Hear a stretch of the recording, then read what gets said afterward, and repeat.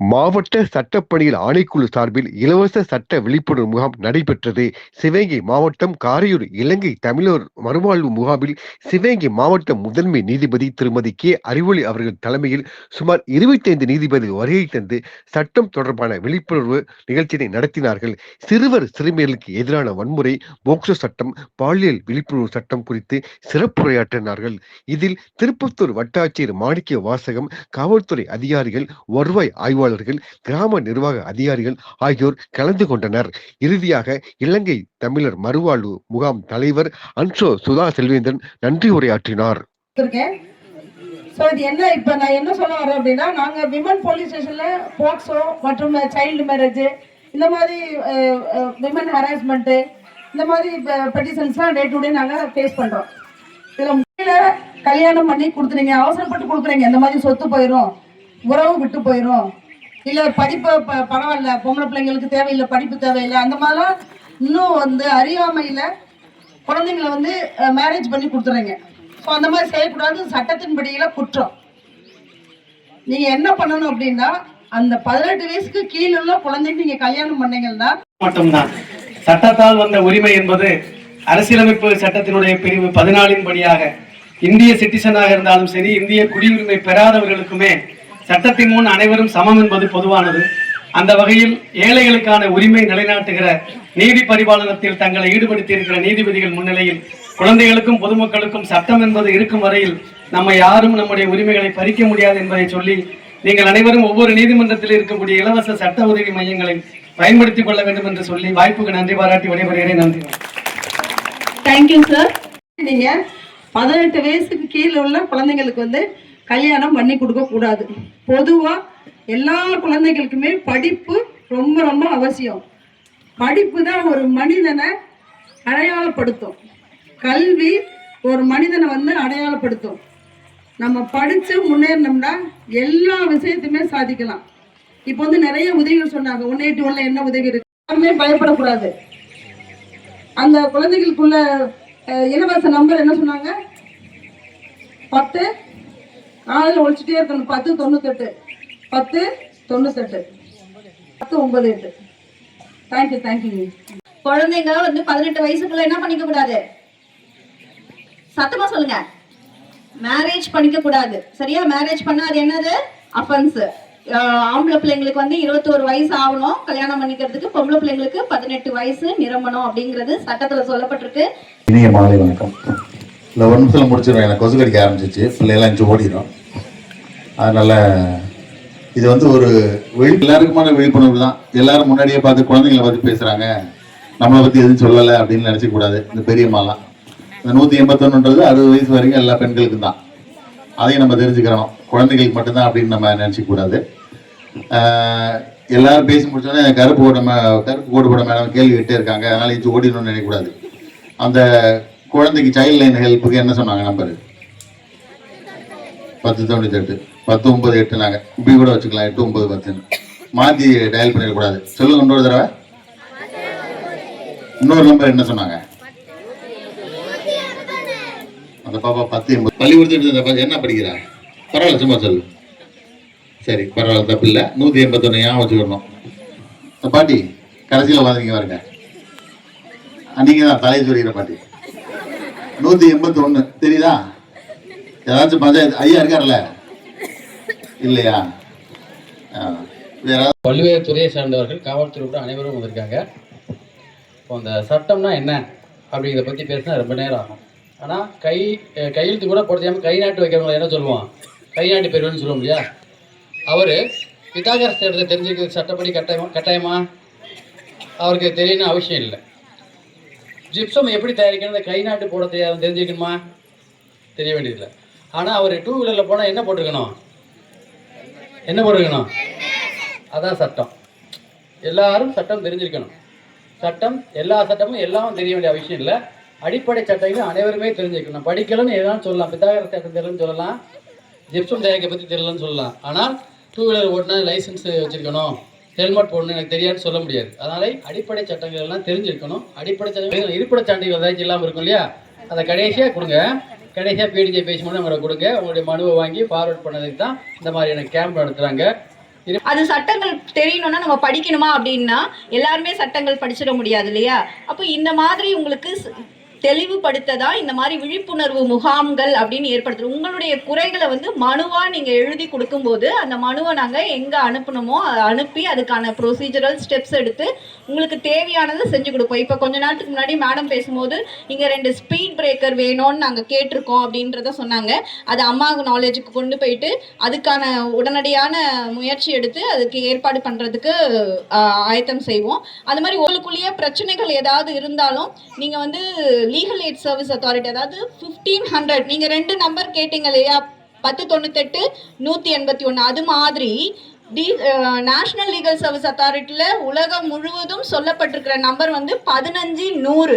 அந்த நம்பருக்கு தொடர்பு கொண்டு உங்களுடைய பிரச்சனைகளை சொன்னீங்க அப்படின்னு சொன்னா அதற்கான தீர்வுகள் உங்களுக்கு கிடைக்கும் அப்படிங்கிறத இங்க பதிவு செய்ய விரும்புகிறேன்.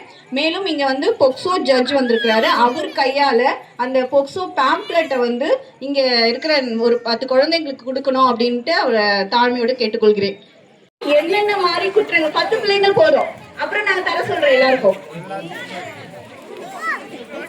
இந்த பேம்ப்ளெட்ல என்ன மாதிரி தவறுகளுக்கு என்ன மாதிரி தண்டனைகள் எதெல்லாம் குற்றம் அப்படிங்கறத சொல்லிருக்காங்க. எல்லாருக்கும் தரோம், அதை பார்த்து தெரிஞ்சுக்குங்க.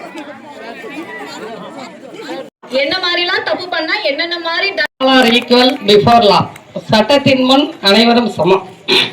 உச்ச நீதிமன்ற வழிகாட்டுதலின்படி உயர் நீதிமன்ற உத்தரவுப்படி நகரத்தில் இருப்பவர்கள் மட்டுமில்லாமல் ஒரு ஊரில் ஒரு ஓரத்தில் இருப்பவர்கள் அனைவருக்குமே சட்டம் சென்றடைய வேண்டும் என்பதற்காக எங்கள் அனைவரையும் அனுப்பி முடிந்த அளவிற்கு அனைவரையும் சட்டத்தின் மூலம் நாம் என்னென்ன அனைவருக்கும் ஒரு பாதுகாப்பு கொடுக்கலாம் என பேச சொன்னதன் பேரில் இங்கே உங்களுக்கும் என்னுடைய வணக்கத்தை தெரிவித்துக் கொள்கிறேன்.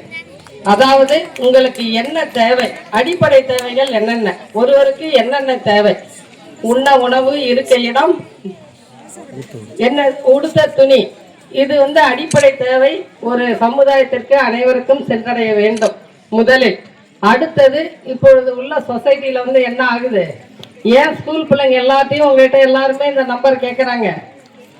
சமூக நல ஆர்வலர் வந்து ஒரு நம்பர் சொல்றாங்க, சைல்டு ப்ரொடெக்ஷன் ஆஃபீஸ் ஸ்கூல்ல இருந்தே ஏன் சொல்றாங்க, ஏன்னா குழந்தைகளா இருப்பதிலிருந்தே உங்களுக்கு அந்த பாதிப்புகள் ஏற்படுது, அதற்காக நீங்க தீர்வு காண வேண்டும் என சொல்கிறார்கள். அதுபோல் ஒவ்வொரு சமுதாயத்திலும் எந்த இடத்தில் ஒரு பிரச்சனை வருகிறதோ, ஒரு பாதிப்பு ஏற்படுகிறதோ அதற்கு தகுந்தாற்போல் சட்டத்தை திருத்துகிறார்கள்.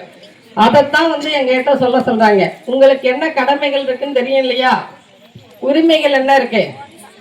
ஸ்கூல் பிள்ளைங்க எல்லாம் காலையில இருந்து அப்படியே ஸ்கூலுக்கு போயிட்டு வந்து வீட்டுல வேலை பார்க்காம இருக்கீங்களா?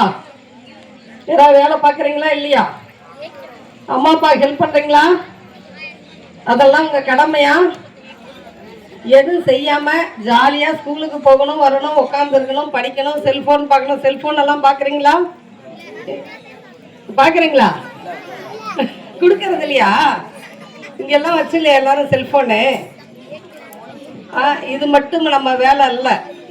அதுவும் உங்க ஏரியாவை பார்க்கும்போது இங்க லிமிட்டடா தான் வீடு இருக்கு. எல்லாரும் இங்க இருக்கிறவங்க எல்லாம் ஒன்னா வாழ்ந்துட்டு இருக்கீங்களா? அதனால் முதலில் நமக்கு வந்து ஒரு ஒற்றுமை இருக்கணும். நம்ம என்னென்ன செய்யணும் செய்யக்கூடாதுன்னு தெரியணும். நமக்கு என்னென்ன கடமைகள் இருக்கு உரிமைகள் இருக்குன்னு தெரிஞ்சுக்கணும். அதுக்காக தான் ஹைகோர்ட்ல இருந்து எல்லாரும் போய் பேசுங்கன்னு அனுப்புறாங்க. அந்த காலத்துல வந்து ராஜா காலத்துல எல்லாம் என்ன செஞ்சாங்க, ராஜா ராணி கோயில் உட்பரிக்கைகள்லாம் ஒரு சைட்ல இருக்கும். அதே மாதிரி பாதுகாப்புக்கெல்லாம் யானைப்படை குதிரைப்படை ஒரு டைம் இருக்கும், வீரர்கள் ஒரு சைடு இருப்பாங்க, உழவு செய்யறவங்க ஒரு சைடு. அது மாதிரி ஒவ்வொரு தொழிலுக்கும் ஒவ்வொரு ஜாதியினர் தனித்தனியா வச்சு அவரவர்கள் வேலையை அடிமைகள் மாதிரி செஞ்சுட்டு வந்தாங்க. ஆனா இப்ப அப்படியா? எல்லாரும் படிக்கலாம், அவரவர்கள் திறமைகளுக்கு ஏற்றவாறு அவரவர்கள் சென்று ஒரு பணியை பார்க்கலாம். அதன் மூலம் அவர்கள் இருக்கும் இடத்தை நீங்க உயர்வாக்கலாம்.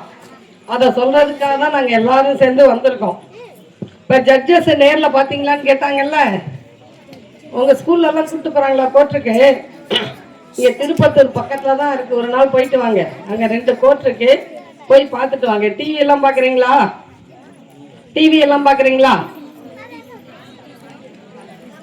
அது மாதிரி உங்களுடைய கடமைகள் செய்யலன்னா, அதாவது மகள்கள் வந்து பேரண்ட்ஸை பார்த்துக்கணும், அம்மா அப்பாவை பார்த்துக்கணும்.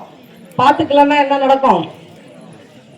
அவங்களுக்கு சாப்பாட்டுக்கே பணம் தரலன்னா முதியவர்கள் வந்து அதுக்கும் வழக்கு போட்டு வாங்கலாம். சொத்து இருந்து பசங்க பேர்ல எழுதி வச்சுட்டு கவனிக்கலன்னா அதை கேன்சல் பண்ண சொல்லி வாங்கலாம்.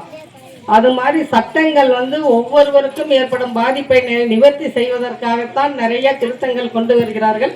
அதை பற்றி நீங்கள் அனைவரும் பயன்பட வேண்டும் என்று கேட்டுக்கொண்டு, இந்த ஏரியாவில் உங்களுக்கு ஏதாவது செஞ்சு கொடுக்கணும்னா அது சம்பந்தமா மனு கொடுங்க. நாங்க வந்து அதை, அதாவது எங்க டிபார்ட்மெண்ட் இல்லாம வெளியே இருக்கிற டிபார்ட்மெண்ட்ல இருக்கிறதெல்லாம் நாங்க அனுப்பி அதை விரைவாக செய்ய முயற்சி எடுப்போம் என கூறி தேங்க்யூமா ஃபார் யுவர் வேல்யூபிள். எல்லாருக்கும் இன்னைக்கு என்ன நாள் அப்படின்றது தெரியுமா? இங்க இருக்க ஸ்டூடெண்ட்ஸ்க்கு எல்லாம் இன்னைக்கு என்ன நாள்னு தெரியுமா? இன்னைக்கு என்ன நாள்? இன்னைக்கு என்ன நாள் சொல்லுங்க பார்க்கலாம். யாரு கரெக்டா சொல்லுவீங்க? இன்னைக்கு என்ன நாள்? இன்னைக்கு வந்து இலங்கையோட சுதந்திர தினம், 78வது சுதந்திர தினம். 1947 வந்து இந்தியா சுதந்திரம் அடைஞ்சது. 1948 இலங்கை சுதந்திரம் அடைஞ்சது. இன்னைக்கு, அதாவது எனக்கு இந்தியாவுக்கு வந்து 8 வயசுல இங்க வந்தேன். இப்போ எனக்கு 43 வயசு ஆகுது. கிட்டத்தட்ட 35 ஆண்டுகளாக தமிழகத்தில் தமிழர்கள் அகதிகளாக வாழ்கின்றோம் அப்படின்றது ஒரு மிகப்பெரிய மன வருத்தம், ஒரு கேள்விக்குறி. இதுக்குள்ள நிறைய வழிகள் அடங்கி இருக்கு அப்படின்னு தான் சொல்லணும். எனக்கு 2 நாளைக்கு முன்னாலதான் இந்த மாதிரி ஸ்ரீலங்கன் எம்பசி, இலங்கை துணை தூதரகத்திலிருந்து ஒரு அழைப்பு வந்தது. இந்த ஆண்டு இலங்கையின் சுதந்திர தினத்தில் கொடியேற்றத்தில் நீங்களும் கலந்து கொள்ள வேண்டும் அப்படின்னு சொல்லி. அதனால இன்னைக்கு நான் போய் கொடி ஏற்றிட்டு வந்தேன். இருந்தாலும் வரும்போது நான் இலங்கையில நடந்த ஒரு சில இடங்களில் நடந்த அந்த செய்திகளை பார்க்கும் பொழுது மிகவும் என்னுடைய மனம் வேதனை அடைந்தது. இன்னைக்கு இலங்கையின் சுதந்திர தினம் ஒரு பக்கம் கொண்டாடினாலும் இன்னொரு பக்கம் நம்முடைய தமிழர்கள் வந்து அதை கருப்பு தினமாக கொண்டாடுகின்றார்கள். அப்படின்னா நம்ம எல்லாரும் சுதந்திரம் அடைஞ்சிட்டோமா? இலங்கை தமிழர்கள் இல்ல, முழுமையான சுதந்திரம் இன்னும் வந்து இலங்கையில் உள்ள தமிழர்களுக்கு கிடைக்கல அப்படின்றதுதான் அதுக்குரிய காரணம். எனக்கு அந்த கொடியை போய் ஏத்திட்டு வந்ததுல ஒரு பக்கம் சந்தோஷம் இருந்தாலும் இன்னொரு பக்கம் மனவேதனை நிறையவே இருந்துச்சு எனக்கு. இருந்தாலும் தொடர்ந்து நம்ம வந்து அந்த பகைமையை வளர்த்துட்டே போகக்கூடாது.